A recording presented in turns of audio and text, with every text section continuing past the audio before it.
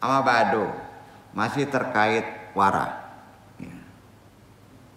Dinukil dari kitab Madarijus Salikin di halaman yang sama, bab 2 halaman 21. Ibrahim bin Adam berkata, seorang sufi, al-wara'u tarkuli subbatin watarku ma'alaya nikahu tarkul fadalati. Wara adalah meninggalkan setiap perkara syubhat atau perkara yang masih samar, ditinggalkan. Kalau masih samar, ditinggalkan. Ya. Termasuk pula meninggalkan hal yang tidak bermanfaat. Ngomong nggak bermanfaat, ditinggalkan. Mendengar tidak bermanfaat, ditinggalkan. Ya. Yang dimaksud adalah meninggalkan perkara mubah intinya, yang berlebihan. Begitu juga Sahal At-Tusyari berkata, ini terkait wara. Ini Andung sampaikan secara detail dari ahli-ahlinya. Kenapa? Karena Andung tidak akan bisa menjabarkan makomat di atasnya kalau ini nggak jelas. Ya, jangan bosan dulu ya. Ini berat memang kajinya wara ini ya. Sahal At-Tusyari berkata, la yastati'ul insanu an yablugh jauhara imanu hatta yakuna fihi arba'u kisalin wahid al-qiyamu bil faraidi bi itamami sunniha. Insan aku ta'amil halali dul sifati wariati syalasa alibti'adu anil mahjurati jasadian wakalian arba'a asbir Allah hadihil umuri hatayati al maut. Artinya, kenapa Andung pakai bahasa ini? Karena takut salah Andung mengucapkannya. Bukan sok-sokan bahasa Arab, enggak. Ya, ada faedahnya sambil kita belajar. Artinya gini, seseorang tidaklah dapat mencapai hakikat iman hingga ia memiliki 4 sifat.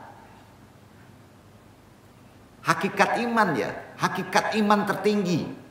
Antum pengen punya iman yang sangat tinggi, harus memiliki 4 ini.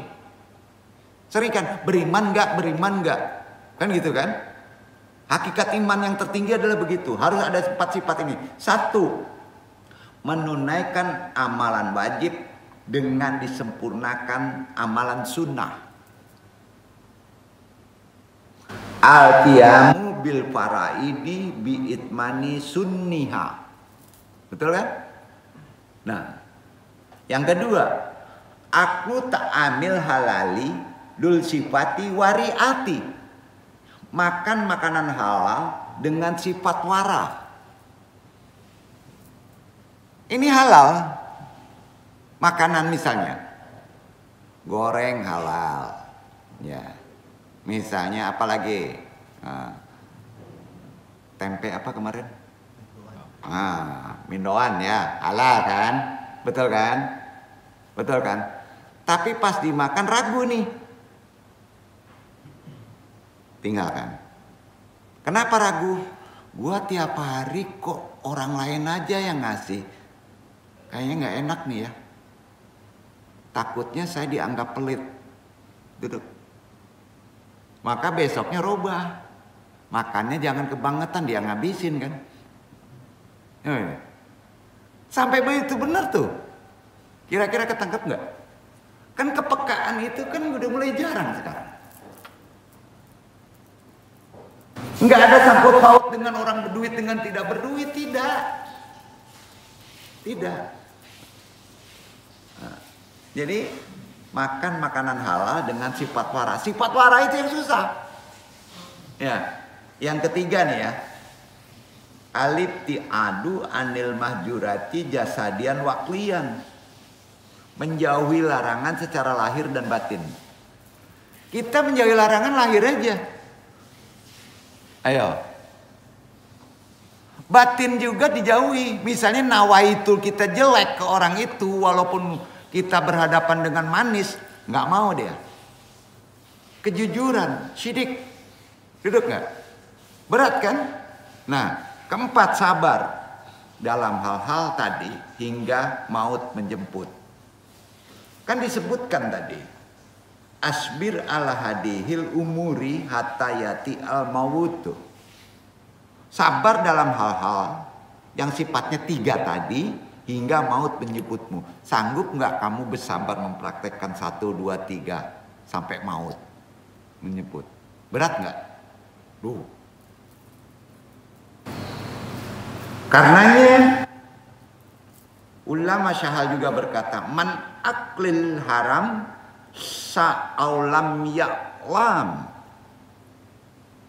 ilma aulam ya'lam faqat atima ala jawarihihi amma idakan ta'amuhu halalan takunu adawuhu muti'atan watatawa iklifi alil khairati.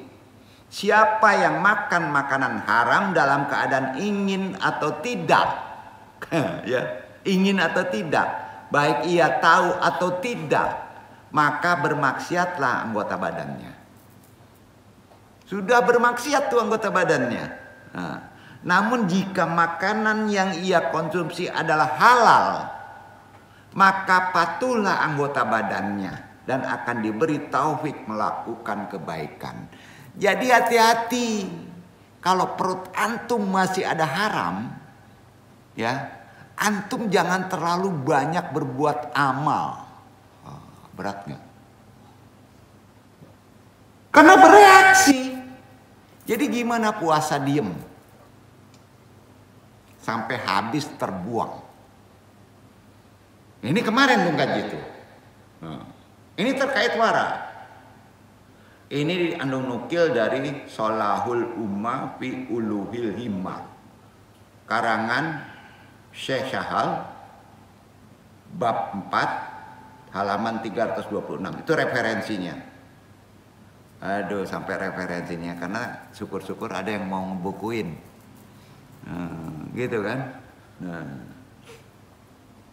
Begitu juga ulama perkara makomat bernama Yunus bin Ubaid berkata begini, al-wara'u huwal kuruju minas saki al-umurul gomidati wa muraja'atun nafsi daiman fi kulli waktin. Wara adalah keluar dari syubhat, keluar dari perkara yang samar, dan setiap saat selalu mengintrospeksi diri. Setiap saat. Referensinya kitabnya Sholahul Ummah fil Uluhil Himmah, karangan Yunus bin Ubaid, bab 4 halaman 326. Begitu juga Ibnu Rajab. Taulah Ibnu Rajab mengutarakan pengertian wara dengan menemukan hadis sahih. Hadis ini sahih. Dama yuribuka ila malayuribuka. Tinggalkan hal yang meragukanmu kepada yang tidak meragukanmu. Hadis riwayat An-Nasai, Tirmizi sahih. Juga Ibnu Rajab berkata, tarakitid dunubu hayya arba'ina sanatan summa adrakinil wara'u. Aku meninggalkan dosa selama 40 tahun lamanya. Akhirnya aku mendapatkan sifat wara. Bayangin, wara dapat setelah dia meninggalkan dosa selama 40 tahun, otomatis dapat wara. Fathul Bari Ibnu Rajab Asy-Syamilan, kitabnya bab 1 halaman 51. Jadi lihat bagaimana sikap Imam Nawawi ya. Ini yang keren nih. Imam Nawawi udah top deh rahimahullah. Menyikapi apabila ada keraguan-raguan dalam masalah suatu hukum. Ragu nih, halal atau haram. Kita kan sering ragu nih, musik, rokok.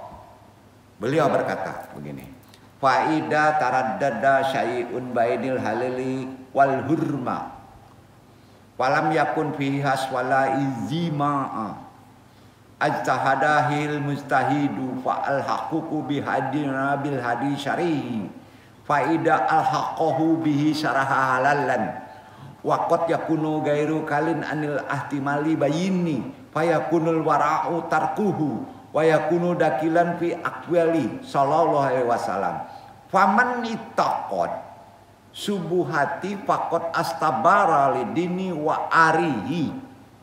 Pusing-pusing gitu. Andung ini gundul Arabnya. Gundul.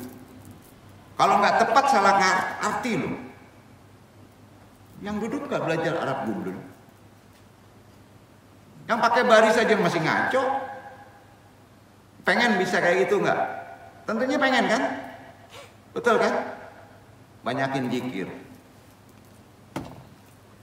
Banyakin aja zikir. Nah sudah banyak zikir, buktikan.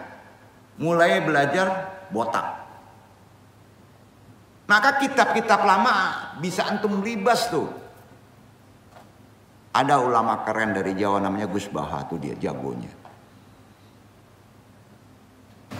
Jagonya itu karena wara dia, sangat sederhana, enggak ubot-ubot segede-gede jihin bawa tongkat, enggak, suruh baca ayat gundul. Kalau nggak ada wara nggak sampai. Artinya yang tadi ya, jika muncul keraguan-raguan halal dan haramnya pada sesuatu, ini kehidupan sekarang kan banyak nih, nggak digampangin aja. Sedangkan tidak ada dalil yang tegas, tidak ada ijma. Ijma tahu, konsensus ulama, kesepakatan ulama tidak ada. Lalu yang punya kemampuan berijtihad, ia berijtihad dengan menggandengkan hukum pada dalil. Lalu jadinya ada yang halal, namun ada yang masih tidak jelas hukumnya kan? Merenung gitu, tafakur.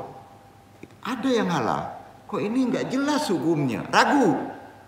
Nah, maka sikap wara adalah meninggalkan yang masih meragukan tadi. Sikap wara seperti ini termasuk sabda Nabi SAW, barang siapa yang selamat dari perkara syubhat, maka ia telah menyelamatkan agama dan kehormatan dirinya.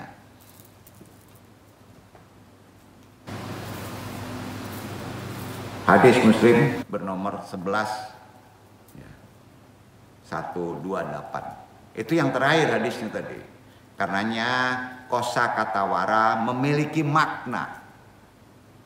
Kesimpulan, tarkul haramu wasyubuhati faminhu naza'a. Meninggalkan perkara haram dan syubhat itu asal usulnya. Ya, itu dia. Jadi dengan begitu kita setidaknya mengerti perkara wara. Jadi intinya ada 3 hukum yang disebut dalam hadis tadi, yaitu halal, haram, syubhat. Iya kan? Sedangkan masalah problema itu ada 4 macam. Masalahnya, problemnya.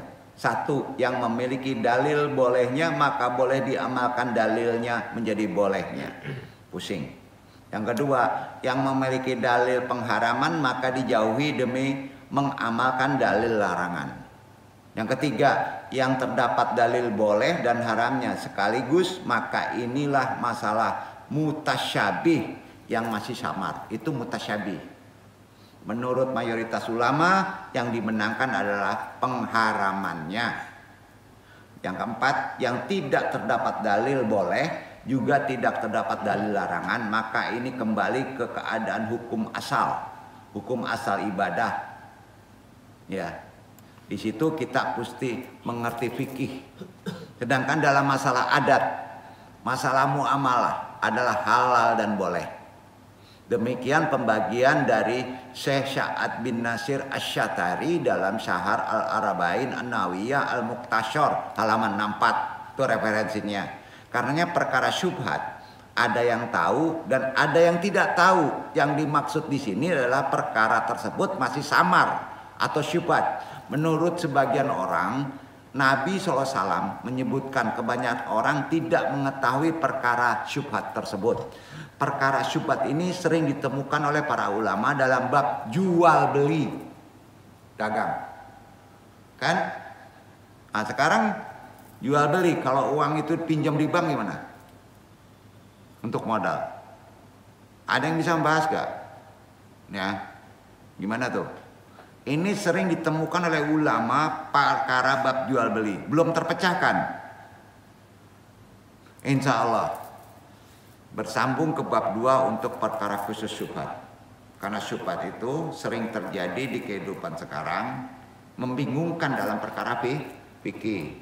Ceraikan tidak, lanjutkan tidak, ragu. Kalau mengikuti wara yang pertama, ya, daripada kita bingung, tinggalkan saja kalau ragu. Itu intinya. Itu wara. Tapi dalam konsep syubhat yang sama, seorang ilmuwan, seorang ulama harus dikejar sampai titik halalnya. Dan kalau tidak ketemu, maka langsung fatwanya mengharamkannya. Wabillahi taufiq hidayah. Mudah-mudahan bermanfaat. Banyak maaf karena kajian sekarang ini termasuk dasar, agak susah untuk kita tangkap, tapi mudah-mudahan dapat ditangkap dengan sisi yang benar. Jadi ada yang lebih sulit, silakan baca sendiri pelan-pelan saja, karena semua isinya hadis dan ada beberapa Quran yang perlu antum pahami perkara wara ini dengan sisi benarnya. Ya. Jadi praktek kalau wara itu misalnya di sholat. Kira-kira apa? Pakaianmu, makananmu, ada mengandung keraguan tidak? Maka kalau mengandung keraguan, jangan dipakai. Ya, kalau masih ada makanan, turunkan makomat sholat itu menjadi sholat minta maaf, tobat. Tetap juga wajib dalam hukum-hukum rokaat, duduk nggak? Tapi makomatnya di tobat, jangan naik di makomat wara, duduk. Itu amalannya. Wabillahi taufiq hidayah, banyak maaf. Wassalamualaikum warahmatullahi wabarakatuh. Waalaikumsalam.